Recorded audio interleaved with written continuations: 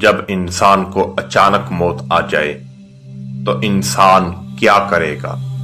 حضرت جبرائیل علیہ السلام حضور صلی اللہ علیہ وآلہ وسلم کے پاس تشریف لائے۔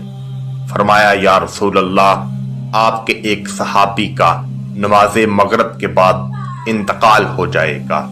حضور نے اپنے صحابی کو بلایا اور اسے فرمایا، اس واقعہ کو سن کر آپ کا ایمان تازہ ہو جائے گا۔ اس واقعہ کو الیاس عطار قادری صاحب نے اپنی کتاب میں نقل کیا ہے۔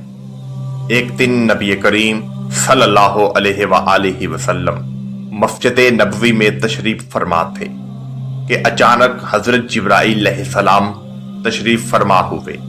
عرض کی، یا رسول اللہ صلی اللہ علیہ وآلہ وسلم، آپ کے فلاں صحابی کا آج انتقال ہو جائے گا۔ اللہ کا حکم دے کر آپ واپس چلے گئے۔ نبی کریم صلی اللہ علیہ وآلہ وسلم نے اس صحابی کو بلایا اور فرمایا، اللہ تعالیٰ کی طرف سے تیرے لیے یہ پیغام آیا ہے کہ آج تمہارا انتقال ہو جائے گا۔ تمہارے پاس عصر سے مغرب تک کا وقت باقی ہے۔ قربان جاؤں حضور کے پیارے صحابی، اگر یہی بات کوئی ہمیں اچانک آ کر بتائے تو اللہ کی قسم ہم تو وہی مر ہی جائیں گے۔ مگر حضور نبی کریم صلی اللہ علیہ وآلہ وسلم کے صحابی کو دنیا کی فکر نہ تھی۔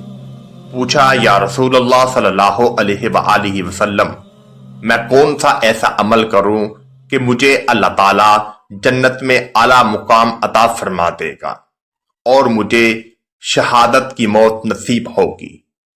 نبی کریم صلی اللہ علیہ وآلہ وسلم نے فرمایا، جو انسان علم حاصل کرتے ہوئے انتقال کر جاتا ہے تو اللہ تعالیٰ اسے شہادت کی موت عطا فرماتا ہے۔ مگر سوال یہ بھی پیدا ہوتا ہے کہ اس وقت وہ کون سی تعلیم حاصل کرتے؟ ضروری نہیں کہ انسان چین کا ہی سفر کرے تو راستے میں انتقال کر جائے پھر اسے شہادت کا رتبہ ملے گا۔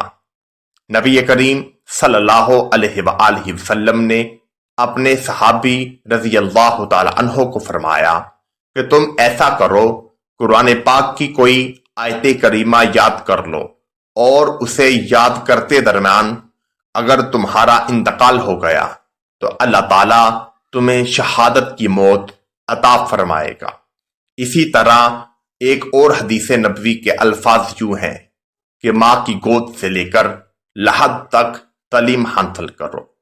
تو صحابہ کرام رضی اللہ تعالی عنہ کا جذبہ تھا کہ موت بھی آ جاتی مگر آپ اپنے آقا صلی اللہ علیہ وآلہ وسلم کے بتائے ہوئے راستے پر عمل کرتے تھے۔